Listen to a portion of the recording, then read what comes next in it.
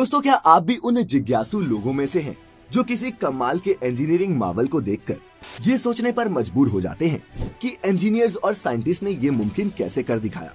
अगर हाँ, तो पानी पर बने ये शानदार पुल तो आपका ध्यान पक्का ही खींचते होंगे।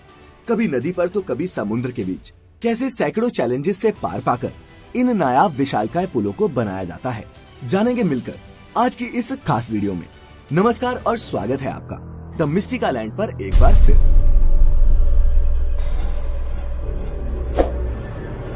दोस्तों, हम सब ये तो जानते ही हैं कि पानी पर बने ये पुल हमारे जीवन का एक अहम हिस्सा है, क्योंकि अगर ये ब्रिज ना होते तो शायद कई गांव, कस्बे और शहर एक दूसरे से कटे ही रहते। इन ब्रिजेस की मदद से हम पानी के ऊपर से निकलकर अपना समय और ईंधन दोनों ही बचा लेते हैं। लेकिन इतना काम आने के अलावा दुनिया भर में चलती नदी पर बने ऐसे कई ब्रिजेस हैं जो मशहूर हैं, कुछ अपनी इंजीनियरिंग के लिए तो कुछ उनके आकार और कुछ अपनी हिस्टोरिकल इम्पोर्टेंस के चलते। इंजीनियरिंग डिजाइन के आधार पर पानी पर बनने वाले ये पुल कई तरह के हो सकते हैं। किसी भी ब्रिज का निर्माण जगह के आधार पर किया जाता है। एक प्रकार का ब्रिज सभी जगह बनाना संभव नहीं, इसीलिए ब्रिज भी जगह के आधार पर ही बनाए जाते हैं। Beam bridge, suspension bridge, arch bridge आदि ये कुछ टाइप्स हैं पानी पर बनने वाले इन पुलों के। कोई भी पुल तब तक भार सहन कर सकता है जब तक उस पर पड़ने वाला भार डायरेक्ट या फिर इनडायरेक्ट तरीके से जमीन में ट्रांसफर होता रहे। एक ब्रिज पर लाखों टन का भार हो सकता है, लेकिन वह फिर भी मजबूती से खड़ा रहता है, क्योंकि सारा भार खंभों पर टिका होता है और खंभों से होता हुआ जमीन में चला जाता है, जिससे ब्रिज को कोई नुकसान नहीं होता।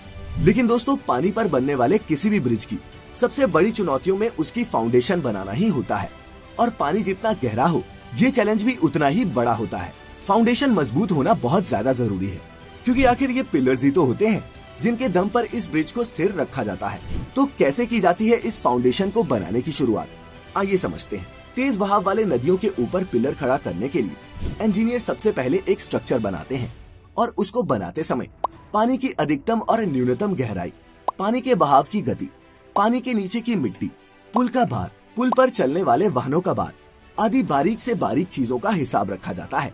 इसके बाद पुल की नींव का प्रकार तय किया जाता है, जिसके हिसाब से नींव बनाई जाती है। इस नींव को कॉफर डैम कहते हैं। पिलर बनाने के तरीके के हिसाब से कभी कॉफर डैम का स्ट्रक्चर सर्कल में होता है तो कभी स्क्वायर में। अब सवाल ये है कि आखिर ये कॉफर डैम बनता कैसे है?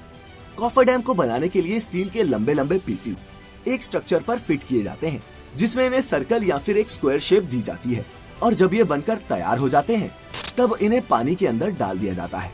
दोस्तों, इस स्टील के स्ट्रक्चर को मशीन की मदद से धीरे धीरे पूरी एहतियात से पानी के अंदर डाला जाता है, ताकि ये उसमें अच्छी तरह से सेट हो जाए। इसके बाद मोटर और पंप के जरिए इस पूरे स्ट्रक्चर के अंदर के पानी को बाहर निकाल दिया जाता है, जिस वजह से यहाँ पर एक सूखी खाली जगह बन जाती है। इसी सूखी खाली जगह पर फिर पिलर बनाने का काम शुरू किया जाता है, जहाँ कई सारे वर्कर लगकर इस जगह पिलर बनाते हैं। हालांकि हर जगह इस तरह से काम नहीं किया जा सकता। अगर पानी बहुत गहरा हो तो ज्यादा गहरे पानी में ये कॉफर डैम बनाकर नहीं डाल सकते। जैसे समुद्र में बीम बनाने के लिए समुद्र के तल में सबसे पहले कोई ठोस जगह देखते हैं, उसकी गहराई मापते हैं। इसके बाद उस जगह पर बड़ी बड़ी मशीनों के द्वारा खड्डा किया जाता है, जैसे बोरवेल बनाते समय करते हैं। फिर उस बोरवेल में स्टील या फिर लोहे के मोटे पाइप डाले जाते हैं। फिर पाइप के अंदर का सारा पानी बाहर निकाला जाता है, जिसके बाद उस पाइप में सीमेंट और कंक्रीट का मिक्सचर भरा जाता है। जरूरत के हिसाब से एक से ज्यादा खंभे तैयार करके आपस में जोड़ भी सकते हैं, जिससे एक मजबूत खंभा तैयार हो जाता है। जैसे जैसे खंभे बनते जाते हैं वैसे वैसे उनके ऊपर रोड भी तैयार की जाती है। जब दो खंभे बनकर तैयार हो जाते हैं तब सबसे पहले बड़ी बड़ी मशीनों के द्वारा बड़े बड़े उन खंभों को जोड़ा जाता है, और ये सीमेंट कंक्रीट के ब्लॉक किसी दूसरी जगह पर तैयार होते हैं। ब्रिज का आधा काम बाहर कारखाने में किया जाता है और आधा काम समुद्र या नदी जहाँ पर पुल बनाया जा रहा हो वहाँ। बड़े बड़े सीमेंट के ब्लॉक्स को समुद्र में ले जाने के लिए बड़ी बड़ी शिप्स को काम में लिया जाता है। वहां पहुंचने के बाद क्रेन के द्वारा इन ब्लॉक्स को ऊपर उठाया जाता है और फिर स्टेप बाय स्टेप ब्रिज का निर्माण किया जाता है। वहीं दोस्तों, कई सिचुएशंस में फ्लोटिंग कॉफर डैम्स भी बनाए जाते हैं, जिसमें या तो उसके नीचे कुछ ऐसी मशीनें फिट कर दी जाती हैं जो पानी के ऊपर तैरती रहती हैं, या फिर जहाज की मदद से इन्हें एक जगह से दूसरी जगह ले जाया जाता है, जिसके बाद इन्हें रोटेट करके पानी के अंदर डाल दिया जाता है। दोस्तों, इस पूरी प्रक्रिया में काफी समय लगता है और ये काम थोड़ा खतरनाक भी होता है, लेकिन दोस्तों जितने भी लोग इस तरह के काम में लगे होते हैं वो काफी प्रोफेशनल होते हैं, चाहे वो वर्कर हो या फिर इंजीनियर्स। सभी को इन कामों का काफी अनुभव होता है, जिसके बाद ही उन्हें ऐसे जटिल प्रोजेक्ट्स पर काम करने के लिए भेजा जाता है। क्योंकि अगर ये ब्रिज किसी नौसिखिए द्वारा बनाए जाए तो उसका खामियाजा कई लोगों की मौत से भुगतना पड़ सकता है। अब हमारे अपने ही देश के मुंबई शहर में स्थित बांद्रा वर्ली सी लिंक को ही ले लीजिए। इस 5.6 किलोमीटर लंबे स्टील के स्ट्रक्चर को इंजीनियरिंग का बेहतरीन नमूना कहा जाता है, लेकिन पानी के ऊपर इसे बनाना आसान नहीं था। ये एक बहुत ही लंबा और चुनौती भरा सफर था, जिसे 11 सालों की अथक मेहनत और लगभग 1.25 लाख करोड़ के खर्च के बाद हमारे इंजीनियर्स ने पूरा कर दिखाया।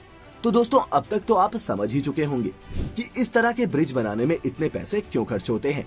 ऐसे में ब्रिज बनाने में खर्च के साथ साथ काफी समय भी लग जाता है, लेकिन इसके बावजूद भी कई बार ब्रिज फेल हो जाते हैं। इस चीज से बचने के लिए प्रॉपर तरीके से ब्रिज बनाना बहुत जरूरी होता है और ऐसे में वो सभी एहतियात बरते जाते हैं जो जरूरी हो।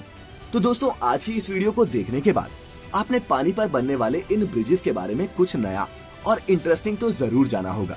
इसीलिए इस वीडियो को खुद तक सीमित ना रखें और शेयर करें इस अद्भुत नॉलेज को अपने दोस्तों और रिश्तेदारों के साथ ही अगर आप हमारी ये वीडियो पहली बार देख रहे हैं तो सब्सक्राइब करें the mystical and YouTube channel और लाइक करें हमारे फेसबुक पेज को भी, क्योंकि इंटरेस्टिंग वीडियोस का ये दौर यहीं खत्म नहीं होता।